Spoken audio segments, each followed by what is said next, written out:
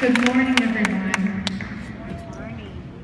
When I was asked to speak today, I didn't hesitate. I knew that my answer would be yes. And then when I found out we were focusing on problem gambling and gambling addiction, my answer was yes. Because Lainey's Hope's mission is to humanize and illuminate the disease of compulsive gambling. The irony is, ordinarily I would say, absolutely, it would be my pleasure. I couldn't say that this time.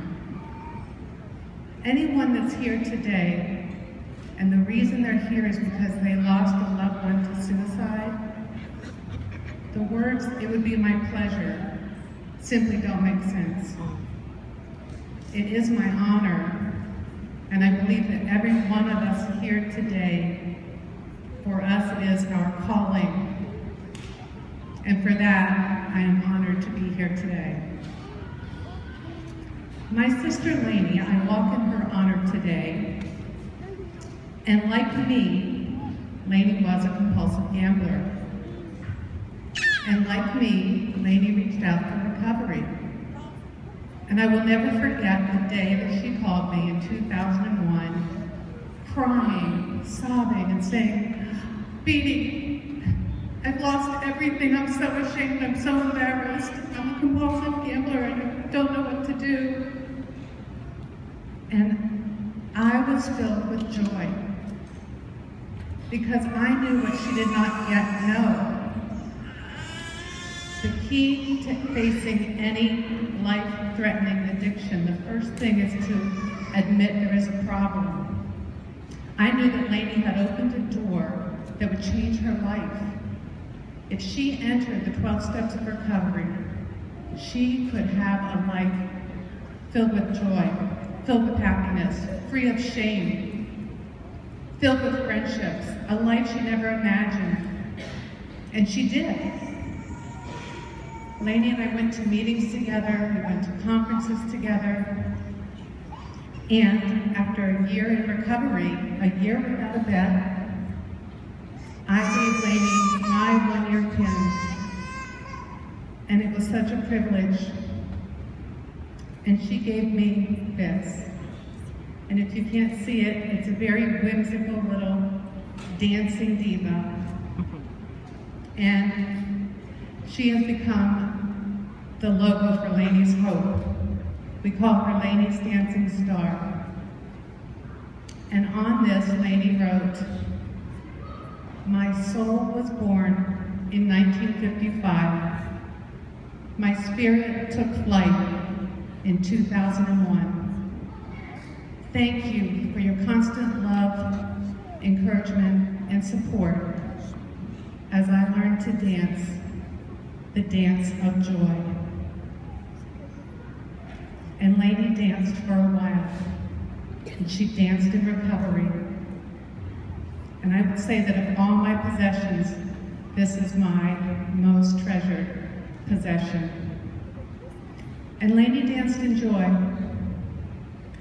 until she didn't.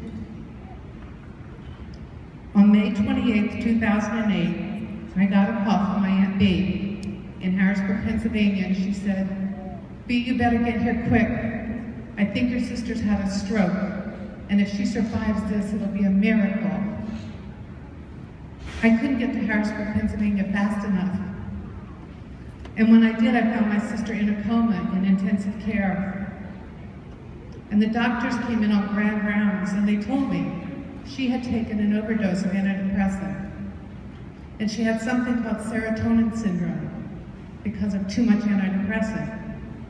And they started asking me questions like, how is your sister's home life? How is work? How's the family? And they kept pummeling me with questions, and I said, "I'm beginning to think that you think this was intentional." And the doctor said, "We don't know how anybody could have this much serotonin in their body without it being intentional." That simply didn't make sense to me at all.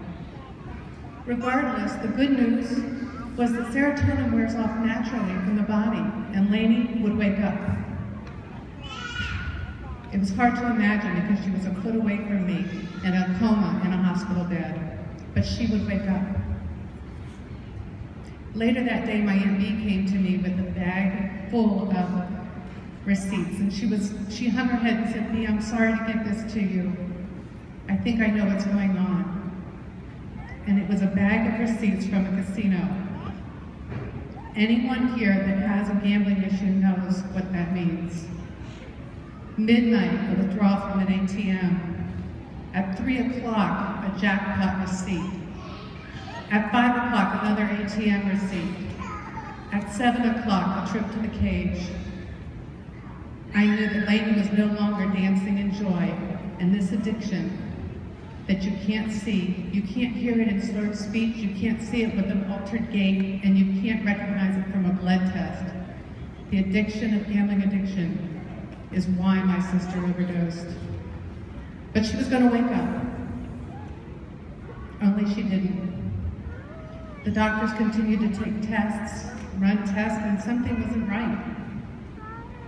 And after 4 days, she still had not awoken. And they did more tests and they told me, "We're sorry. Your sister's had a major brainstem stroke. She wasn't going to wake up." And on June 2nd, 2008, I lost my sister Lainey to the disease of compulsive gambling. Before then, I really didn't care why I had a gambling addiction or why she did. I knew that we had hope. We have resources. We have a community that can help us. So it didn't matter why, but now it did because the doctors could not even understand why would somebody overdose because of gambling. That doesn't make sense. To anybody with a gambling addiction who has seen it, it makes complete sense. Compulsive gamblers have the highest suicide rate of any addiction group. And you don't know until it's too late. There's no satiety point for a gambler. We can't drink ourselves into passing out. We just keep going. And now I care, now I know that the American Psychiatric Association recognizes gambling addiction as a behavioral addiction. I've heard it said that gambling addiction is the most pure addiction because nothing is ingested, and yet the gambler makes their own dopamine. So there's no satiety point. I now know that the brain of a compulsive gambler, when lit up by a CAT scan, shows exactly like a cocaine addict. I need to understand that so other people can understand that it's not a moral weakness or a lack of character. And if you want to know more about compulsive gambling, please see our friends at the Nevada Council on Problem Gambling. They have such valuable resources specific to gambling and suicide. And if you know anyone who's having a problem with gambling addiction, please have them call Gamblers Anonymous. Help is available. And today I understand suicide. Lainey's Hope, our website, gets more hits for suicide and gambling than any other topic. It's not even in our mission. Our mission is to humanize and eliminate the disease of compulsive gambling. Clearly, suicide prevention must be part of our mission. I recall the first time I ever got a suicide note posted on our website, and I was panicked, and I said, how can I help somebody by email that posted on my website? And I called the suicide prevention hotline and said, can you track somebody down by their email? And they said, no, you can't. What to do? I now have a posse of people, and many of you, I thank you, you are in this room today, that I can post something on Facebook and say, a brother or sister in addiction from gambling needs help. And these people will write letters of encouragement immediately, complete strangers reaching out and saying, please don't take this ultimate step, there is help, and we understand your despair and your loneliness and your shame. And thanks to the folks at the Nevada Suicide Coalition, I have learned Safe Talk and Assist. They have a wonderful program, and I now can say the word suicide. I used to use euphemisms like, I would would say to somebody, "You're not considering hurting yourself, are you?" And these folks are cringing because they know every part about that sentence is incorrect. And today I know to say, are you thinking of suicide? And I don't have to wince and I don't have to soft pedal it because I cannot serve them if I cannot face it. And it's with my thanks that they have trained me, and it's my thanks to the Nevada Council on Problem Gambling that they have mentored me. And so today, you know, the pain, it's been 7 years since Lainey passed. The day-to-day pain, the open wound has healed. There are times when I still cry, of course. I miss my sister. She was 52 years old when she passed. But gone are the days when I would literally shut myself in a closet, hugging a piece of Lainey's clothing and crying because I simply could not face that empty chair at the Thanksgiving table. And for those of you who are freshly wounded, we understand. And today, we will see your tears. You are likely to be embraced by strangers because through no choice of our own, we have a bond that makes us family. And so as we walk today, I walk in joy. I think of the funny things of Lainey.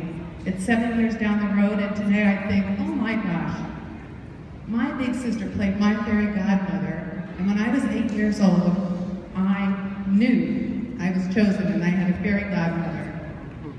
My big sister played games with me and understood me and teased me. And today I think of Lainey generally hitting me and going, oh, shut up. For some reason that was part of our love language. Today I think of Lainey in love. I honor her memory. And as we walk today, we will all take gambling addiction out of the darkness and into the light. May we take suicide out of the darkness and into the light. And it is my prayer for all of you that when this city sees us walking, they will see hope walking. Thank you.